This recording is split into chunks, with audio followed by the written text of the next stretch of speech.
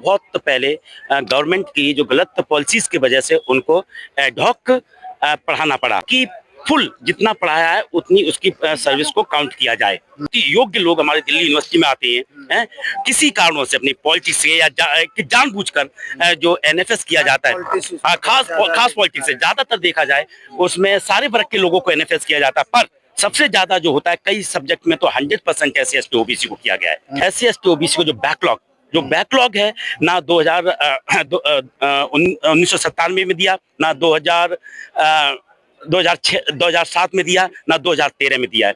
वो बैकलॉग की पोस्ट हैं, उसके बिना ही रिक्रूटमेंट कर दिया गया है एक तरीके से। एक तो ये डाका है उनकी पोस्टों पर। जिन पोस्टों पे एससी एसटी ओबीसी पोस्ट पर जनरल कैटेगरी के पढ़ा रहे थे, उनको जब वो रिटायर हो जाएंगे तब ये पोस्ट दी जाएंगी। अब ये बताओ, ये कहीं आपने लिखा है? मतलब सालों तक यहाँ पर रजिस्ट्रेशन पॉलिसी नहीं हुई है, उनकी पोस्टों जो पढ़ा रहे थे और उनको जब वो रिटायर हो जाए तब उनको दिया जाएगा। पर अभी तो हमारी 60% सीट खाली थी, उनमें एडजस्ट क्यों नहीं किया? देखा न्यू पेंशन स्कीम है, that is against the employees, उससे हमें कोई फायदा नहीं है। जब अब तो यूपीएस उसका यूपीएस है, दोनों में कोई ज्यादा अंतर नहीं, थोड़ा बहुत अंतर है, बट जो ओल्ड पेंशन स्कीम है उसका कोई मुकाबला नहीं। नमस्कार, नवजागरण लाइव में आपका स्वागत है। जंतर मंतर पे हैं और यहाँ पे दिल्ली यूनिवर्सिटी टीचर एसोसिएशन का एक धरना चल रहा है। आइए जानते हैं कि क्या मांगे हैं इन लोगों की। सर क्या कहेंगे? हाँ, मैं डॉक्टर एसके सागर, मैं स्वामी सिद्धांत कॉलेज से हूँ और मैं सोशल डेमोक्रेटिक टीचर फ्रंट है उसका प्रेसिडेंट भी हूँ। जो आज धरना दिया है इसमें बहुत सारी जो मांगे हैं लॉन्ग डिस्पेंडिंग है, पहले से चली आ रही है। एक तो है कि जो काउंटिंग ऑफ पास सर्विस, जो काउंटिंग पास सर्विस का मतलब है जो बहुत पहले गवर्नमेंट की जो गलत पॉलिसीज की वजह से उनको एडहॉक पढ़ाना पड़ा। तो उनका तो कोई वो अगेंस्ट, उनका दोष नहीं है और अगेंस्ट सैंक्शन पोस्ट पढ़ाया था, तो उनकी फुल जितना पढ़ाया है उतनी उसकी सर्विस को काउंट किया जाए। इनिशियली जो प्रमोशन है उस पर तो काउंट किया है, पर हम चाहते हैं कि पूरा हो। और जो इंक्रीमेंट ऑफ एमफिल और पीएचडी, तो वो पहले दिया जाता था, जिसने एमफिल और पीएचडी कर रखी तो इंसेंटिव के रूप में उनको इंक्रीमेंट दिए जाते थे। इस सरकार ने वो भी छीड़ लिए। तो दोनों तरीके से ये जो टीचर्स हैं जो परमानेंट हो गए हैं, तो इन दोनों की वजह से उनमें डायरेक्ट अटैक है, करियर पर अटैक है। और आज जो धरना था, जो एनएफएस नॉन फाउंड सूटेबल है, बहुत ही योग्य लोग हमारे दिल्ली यूनिवर्सिटी में आते हैं, किसी कारणों से अपनी पॉलिटिक्स से या जानबूझकर जो एनएफएस किया जाता है, खास पॉलिटिक्स से ज्यादातर देखा जाए उसमें सारे वर्ग के लोगों को एनएफएस किया जाता है, पर सबसे ज्यादा जो होता है कई सब्जेक्ट में तो 100% एससी एसटी ओबीसी को किया गया है। और जो एक है प्रिंसिपल में रिजर्वेशन, पूरे भारत में जो प्रिंसिपल में रिजर्वेशन है, आप स्टेट में चले जाइए, हायर एजुकेशन कमीशन है उसमें रिजर्वेशन पॉलिसी है, पर वहां पर हमारी दिल्ली यूनिवर्सिटी में जो लगभग 60 से ज्यादा जो कॉलेज है उसमें रिजर्वेशन पॉलिसी प्रिंसिपल्स में नहीं है। और एससी एसटी ओबीसी को जो बैकलॉग है ना 1997 में दिया, ना 2007 में दिया, ना 2013 में दिया है। वो बैकलॉग की पोस्ट हैं, उसके बिना ही रिक्रूटमेंट कर दिया गया है एक तरीके से। एक तो ये डाका है उनकी पोस्टों पर एक्चुअली। और दूसरी जो एक शॉर्ट फॉल लिखा हुआ है, शॉर्ट फॉल का मतलब होता है कि जिन पोस्टों पे एससी एसटी ओबीसी पोस्ट पर जनरल कैटेगरी के पढ़ा रहे थे, उनको जब वो रिटायर हो जाएंगे तब ये पोस्ट दी जाएंगी। अब ये बताओ, ये कहीं आपने लिखा है? मतलब सालों तक यहाँ पर रजिस्ट्रेशन पॉलिसी नहीं हुई है, उनकी पोस्टों जो पढ़ा रहे थे और उनको जब वो रिटायर हो जाए तब उनको दिया जाएगा। पर अभी तो हमारी 60% सीट खाली थी, उनमें एडजस्ट क्यों नहीं किया? अभी दिल्ली कॉलेज के 12 कॉलेज है, उनमें भी एससी एसटी ओबीसी और पीएच का और हमारी मांग है कि उसमें एडजस्ट किया जाए। तो ये और एक तरीके से और भी आपने देखा हो, इसमें बहुत सारी मांगे हैं। जो ओपीएस है, ओल्ड पेंशन स्कीम है, that's a very important issue. आप देखिए कि ये जो 2004 से पहले न्यू पेंशन स्कीम 2004 में आई ना, इससे 2004 में 4 में, इससे पहले जो लोग पढ़ा रहे थे वो अगेंस्ट सैंक्शन पोस्ट थी ना, पोस्ट तो थी ना वो, पर उनके जब परमानेंट हुए हैं तो वो सैंक्शन, गवर्नमेंट का भी रूल है जो परमानेंट हुए वो सैंक्शन पोस्ट के अगेंस्ट में काम कर रहे थे 2004 से पहले। तो उनको हमारी मांग है कि उनको भी या इन टीचर्स का फॉल्ट नहीं है, वो पहले से काम कर रहे थे, तो उनको भी ओल्ड पेंशन स्कीम में रखा जाए। और इन्होंने गवर्नमेंट ने लेटर भी लिखा और वो बाद में जाकर, ये ऑटोनोमस है ये दिल्ली यूनिवर्सिटी, तो वो भी विड्रॉल कर लिया है। तो ये भी बहुत इंपॉर्टेंट है। लगभग देखा जाए उससे चार पांच आपने देखा न्यू पेंशन स्कीम है, that is against the employees, उससे हमें कोई फायदा नहीं है। जब लेकिन अब तो यूपीएस लेके आ गए। उसका यूपीएस है, दोनों में कोई ज्यादा अंतर नहीं है, थोड़ा बहुत अंतर है, बट जो ओल्ड पेंशन स्कीम है उसका कोई मुकाबला नहीं है। जब रिटायरमेंट के बाद वो एक तरीके से हमें कहते नहीं थे कि हमारा सारा अब जो ओल्ड पेंशन स्कीम है वो इसमें नहीं है। हम तो इसमें तो बहुत सारी, एक्चुअली हम एक घंटा बोल सकते हैं इस पर, बहुत सारे ड्रॉबैक्स हैं जो न्यू पेंशन स्कीम है। जो सरकार सबसे बेहतर बता रही है नहीं, वो उनकी गलतफहमी है, वो अपने हिसाब से देखती है। उनको जब लगता है कि जहाँ पर फाइनेंस रिलेटेड है तो वहां पर ये अटैक करती है, उससे कोई फायदा नहीं है, ज्यादातर उस पर नुकसान ही नुकसान है। हाँ। तो क्या लग रहा है अब आप लोगों का, क्या लगातार प्रोटेस्ट हो रहा है ओपीएस के लिए, तो लगातार धरना? हाँ, लगातार देखो, हर जितने मुद्दे हैं हम अभी से नहीं, एक्चुअल रिजर्वेशन पॉलिसीज को जैसे शॉर्टफॉल है, बैकलॉग है, प्रिंसिपल रिजर्वेशन है, ये हम 1990 है, एनएफएस है, और एनएफएस की तो बीमारी है, तो कैंसर की तरह फैला जा रहा है। हम जितना इस पे डेमोन्स्ट्रेट करते हैं और इसका विरोध करते हैं, उतना ही ज्यादा ये एनएफएस करते जा रहे हैं। मतलब यू के कई बड़े प्रोफेसर हैं जो जैसे लक्ष्मण यादव हो गए, डॉक्टर रितु हो गई, और कई लोग जो काफी प्रोटेस्ट उनका चला, मतलब ऐसे कई केस आ रहे हैं जो एनएफएस करके उनको निकाल देना या बाहर कर देना या पोस्ट खाली रखना। तो मतलब ये लगातार एक वर्ग को टारगेट, जो इनके मतलब के लोग नहीं होते हैं, जो इनके प्रो नहीं होते हैं, उनको ये साफ करना चाहते हैं। मैं तो एक आपके माध्यम से एक कहता हूँ तभी कि कई बीच में ना कहीं राइडर होना चाहिए, मोनोपोले नहीं होनी चाहिए, मोनोपोली नहीं होनी चाहिए, क्योंकि यहाँ पर कोई रुकावट ही नहीं है। तो ये जब मर्जी, अभी मैं यहाँ पर आप खड़े, अभी कोई गोली मार जाए, कोई बोलने वाला नहीं है, अब वो मार जाएंगे, कोई नहीं, कोई सुनवाई नहीं है।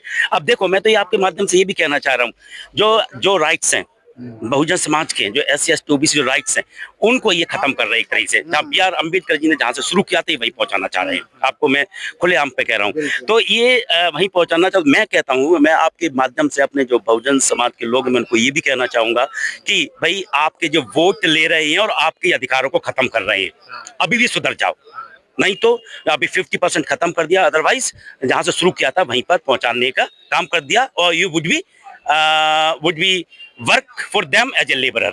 उनको यूनिवर्सिटी से बाहर कर रहे हैं, उनको तो मंदिर की लाइन में लगा रहे हैं। हाँ, लाइन में खुश है। हाँ, देखो, हम कहते हैं हमें साइंटिफिक होना चाहिए, वो तो मैं कहना चाह रहा हूँ।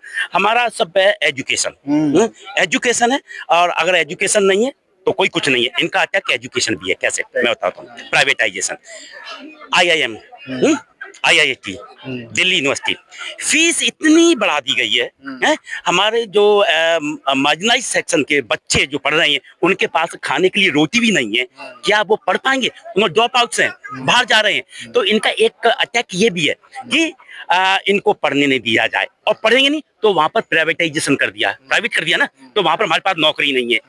तो बाबा साहब का, BR अम्बेडकर जी का, फुले का क्या विजन था कि पढ़ेंगे लिखेंगे और जॉब में एम्प्लॉयमेंट होगा, जो एम्प्लॉयमेंट होगा तो इनका विकास होगा, इसका विकास होगा, हाँ, इसका विकास होगा, और विकास होगा तो भारत का विकास होगा। इनका उनके विजन पे भी डायरेक्ट अटैक है ये। तो अभी बाबा साहब का परिनिर्वाण दिवस बीता है 6 तारीख को, तो क्या मैसेज देंगे आप? मैं मैसेज यही देना चाहूंगा अपने जो यंग बच्चे हैं, हमारा बाबा साहब का ये वो नारा था क्या, शिक्षित बनो, संगठित रहो और संघर्ष करो।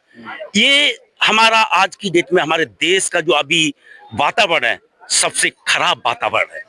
आप शिक्षित बनो और अपने राइट के लिए संघर्ष करो, संघर्ष करो, और उनको जो और संगठित रहो, संघर्ष करो पूरा, अदरवाइज नहीं होगे तो बहुत मुश्किल हो जाएगा। तो और मैं ये भी कहना चाहूंगा, जो सरकार, कोई भी सरकार हो, हमारे राइट्स की, SC ST OBC के जो प्रोविजंस दिए गए हैं कॉन्स्टिट्यूशनली, उन पे अटैक करे। उनको बाबा साहब ने जो हमें हथियार दिया है, एक हथियार दिया है, वो वोट दिया है, उस वोट से उसे उखाड़ फेंको। अगर नहीं उखाड़ पाओगे तो ये तुम्हें उखाड़ देंगे, और वही हो रहा है, वही हो रहा है। तो जब मौका आता है तो वोट देने की बारी आती है तो फिर 10-10 हजार वाला चल जाता है। हाँ, एक्चुअली मैं ये भी कहना चाहूंगा, मैं आपके माध्यम से ये भी कहना चाहूंगा, जो आप पैसा ले रहे हो, पैसा जो भीख, हम उसे भीख बोलेंगे, जो आपको दे रहे हैं, आप तो एक एग्जांपल दे रहा हूँ, जयललिता 5 रुपए में क्या थाली देती थी, कितने साल कितना कितने साल तक चीफ मिनिस्टर बनी रही, बनी है अम्मा थाली। अच्छा, वो मुझे नहीं पता, अम्मा थाली बनी रही और पूरा राज्य करती रही। इसी तरह से ये मॉडल किसने शुरू किया? केजरीवाल ने किया है। सब फ्री देते रहो और वोट लेता रहा और राज्य कर गया। अब इसी तरह से कोई सरकार, सेंट्रल गवर्नमेंट की कोई सरकार है, अब उसने भी कर दिया क्या, अकाउंट में डायरेक्ट, वो भी इलेक्शन के टाइम, उससे पहले बांटते रहो है और उनसे वोट लेते रहो है। तो मैं कहता हूँ आप पैसे ले लो, कि हमारे पास पैसा नहीं है, इन्होंने भिखारी बना दिया एक तरीके से। वैसे भी राशन देखो, कहते कि 50% ऑफ द पॉपुलेशन हम उनको भीख दे रहे हैं, तो उन्होंने वैसे बना दिया। आप पैसे ले लो पर आप वोट उनको मत दो।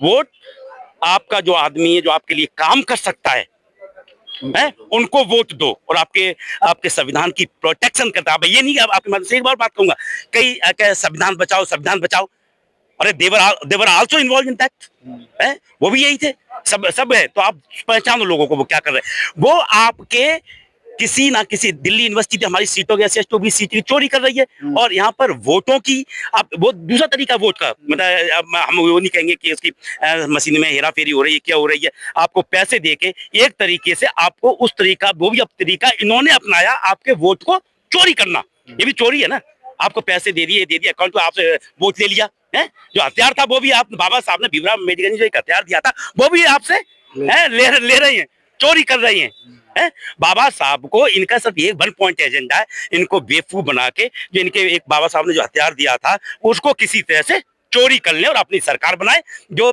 हमारा जिस 85% लोगों का जो रिसोर्सेस है, आपने एक चीज और बताऊं आपकी बात, समानता। बाबा साहब का क्या विजन था? समानता था ना, समानता रिसोर्सेज में सब जगह कंट्रीब्यूशन हो, चाहे इंप्रूवमेंट है, सब कुछ है, पर ये क्या है? समानता। हम इनके साथ बैठे और खाए पिए, इनके साथ रोटी खा लें, जो भी कुछ है। अब देख लो ना, सबका बड़े बड़े पॉलिटिकल लीडर्स यही कर रहे हैं और उनका किसी तरह से उनका वोट ले लें और अपने पावर में आ जाए और इनका ही शोषण करें, है जो आजकल हो रहा। आप रिजल्ट देख लो ना, this is the result of today. चलिए, तो अब आज प्रोटेस्ट के बाद आप अगला स्टेप क्या होगा? अब कल हमारा ये जूता का धरना है UGC पर और हमारी ये निरंतर मांग होती रहेगी, चलती रहेगी। ITO पर ना? ITO पर है और आपको भी हम वेलकम करते हैं। कल आइए, ये हमारे जूता के वाइस प्रेसिडेंट भी हैं और हमारा जो ऑर्गेनाइजेशन है सोशल डेमोक्रेटिक टीचर फ्रंट है। तो हम अपनी लड़ाई, वो जो कॉमन इश्यूज है, हम उसकी लड़ाई लड़ रहे हैं और 92 से सोशल जस्टिस की भी लड़ाई लड़ रहे हैं। और आपके माध्यम से ये भी कहना चाहूंगा, जो भी एजुकेशन में जो रीजनल पॉलिसी को जो इम्प्लीमेंटेशन हुआ है, उसमें भी हमारी पूरी की पूरी भागीदारी हुई है। 200 रोस्टर खत्म किया था इन्होंने, वो भी हमने रिटेन किया है। और अभी 12 साल जो 12 कॉलेज का जो सैलरी नहीं देते, 12 कॉलेज की जो प्रॉब्लम आ रही है, उसको भी सब सोशल डेमोक्रेटिक टीचर फ्रंट ने ही कोर्ट में डाला हुआ है, हमने डाला हुआ है। और उसको जब डेट होती है उससे पहले रिलीज कर देते हैं। अभी स्ट्रिक्ट ऑर्डर दिए परसों कि भाई इस डेट तक आप इनको सैलरी, जो टीचिंग नॉन टीचिंग स्टाफ और पेंशनर्स है, उनकी रिलीज की जाए। ये भी उन्होंने स्ट्रिक्ट किया है। चलिए, बहुत बहुत धन्यवाद। Thank you very much. और आप बहुत अच्छा लगा और we will keep in touch. Thank you very much.